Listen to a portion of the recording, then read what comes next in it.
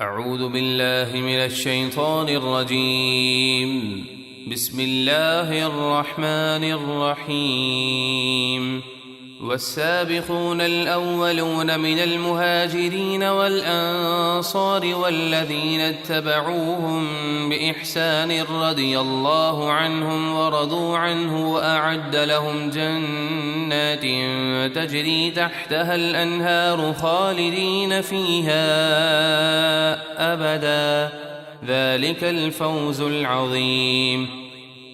اور ایمان لانے میں سبقت لے جانے والے پہلے مہاجر یعنی غزوہ بدر والے یا بیت رضوان والے یا دو قبلوں کی طرف نمازیں پڑھنے والے صحابہ کرام اور انصار صحابہ، وہ مدینے والے جنہوں نے حضور صلی اللہ علیہ وسلم کی مکے سے ہجرت فرمانے سے پہلے آپ کی خدمت میں حاضر ہو کر اسلام پر بیعت کی، یہ حضرات سابقین انصار کہلاتے ہیں۔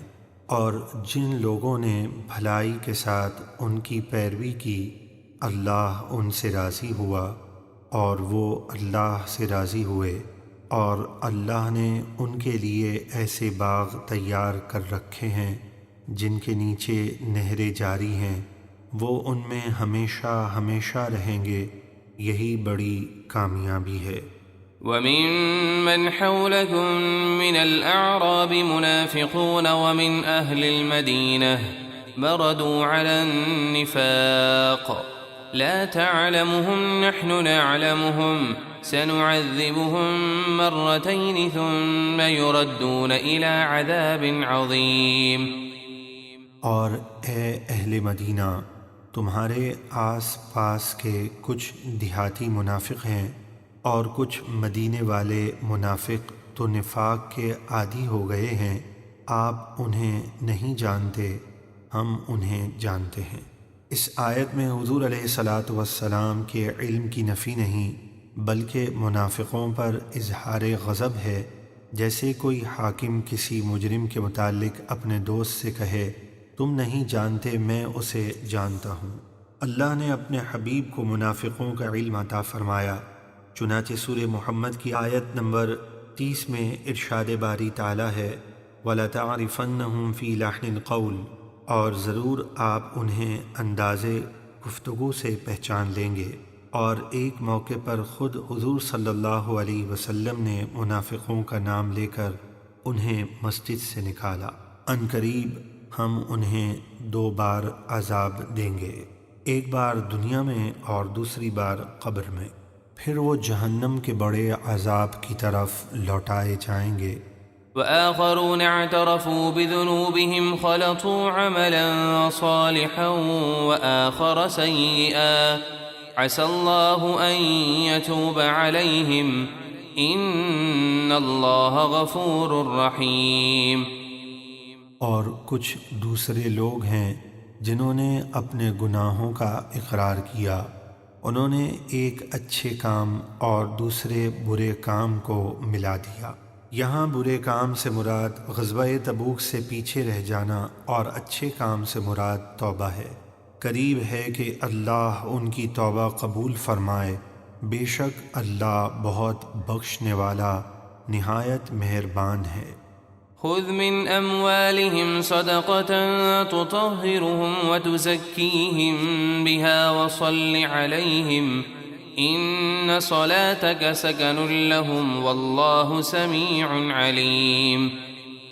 اے حبیب، ان کے مال سے زکوٰۃ وصول کیجیے جس کے ذریعے آپ انہیں ستھرا اور پاکیزہ کر دیں، اور آپ ان کے حق میں دعائے خیر کیجیے، بے شک آپ کی دعا ان کے دلوں کا چین ہے اور اللہ خوب سننے والا جاننے والا ہے۔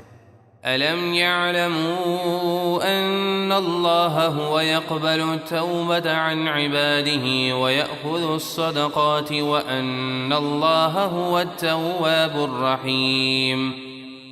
کیا انہیں خبر نہیں کہ اللہ ہی اپنے بندوں کی توبہ قبول فرماتا ہے اور صدقے خود اپنے دست قدرت میں لیتا ہے، یعنی قبول کرتا ہے، اور بے شک اللہ ہی توبہ قبول کرنے والا نہایت مہربان ہے۔ وقل اعملوا فسيرى الله عملكم ورسوله والمؤمنون وستردون إلى عالم الغيب والشهادة فينبئكم بما كنتم تعملون۔ اور آپ فرما دیجئے تم کام کرو تو اب اللہ اور اس کے رسول اور مومنین تمہارے کام دیکھیں گے، اور ان قریب تم اس کی طرف لوٹائے جاؤ گے جو ہر پوشیدہ اور ظاہر کو جانتا ہے، تو وہ تمہیں تمہارے سب کام بتا دے گا۔ وآخرون مرجون لأمر الله إما يعذبهم وإما يتوب عليهم والله عليم حكيم۔ اور غزوہ تبوک سے پیچھے رہ جانے والوں میں سے کچھ اور لوگ ہیں جو اللہ کے حکم پر موقوف رکھے گئے ہیں، یا تو اللہ انہیں عذاب دے یا ان کی توبہ قبول فرمائے۔ یہ تین حضرات تھے جن سے توبہ میں تاخیر ہوئی تو ان کا معاملہ موقوف رکھا گیا۔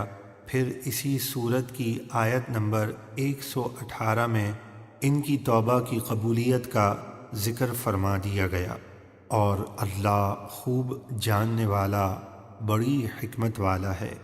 والذين اتخذوا مسجدا ضرارا وكفرا وتفريقا بين المؤمنين وإرصادا لمن حارب الله ورسوله من قبل وليحلفن إن أردنا إلا الحسنى والله يشهد إنهم لكاذبون۔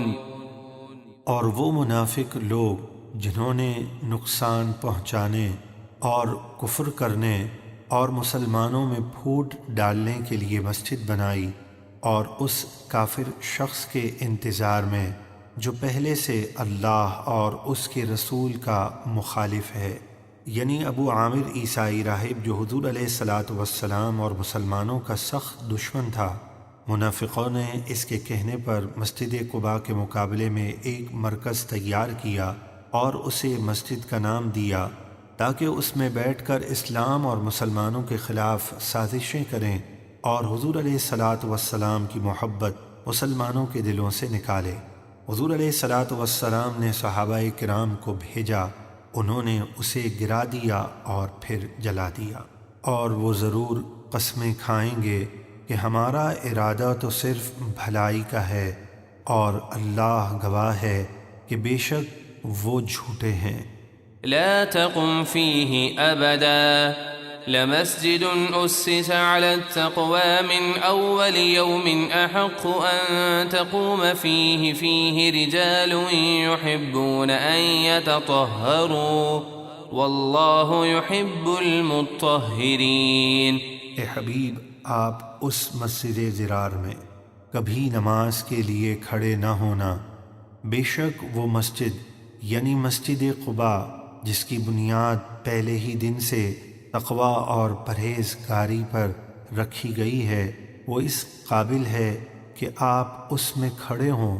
اس میں ایسے لوگ ہیں جو خوب پاک ہونے کو پسند کرتے ہیں، اور اللہ اچھی طرح پاکی حاصل کرنے والوں کو پسند فرماتا ہے۔ أفمن أسس بنيانه على تقوى من الله ورضوان خير أم من أسس بنيانه على شفا جرف هار فانهار به في نار جهنم والله لا يهدي القوم الظالمين۔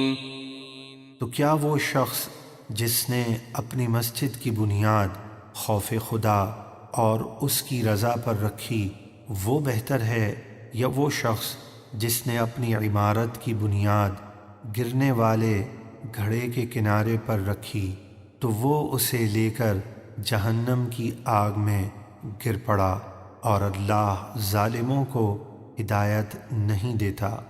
لا يزال بنيانهم الذي بنوا ريبة في قلوبهم إلا أن تقطع قلوبهم والله عليم حكيم۔ وہ عمارت یعنی مسجد زرار جو انہوں نے بنائی ہمیشہ ان کے دلوں میں کھٹکتی رہے گی مگر یہ کہ ان کے دل ٹکڑے ٹکڑے ہو جائیں۔ مر کر یا جہنم میں پہنچ کر مطلب یہ ہے کہ مسجد زرار کے گرائے جانے کا صدمہ مرتے دم تک ان کے دلوں میں باقی رہے گا، اور اللہ خوب جاننے والا بڑی حکمت والا ہے۔ صدق اللہ العظیم۔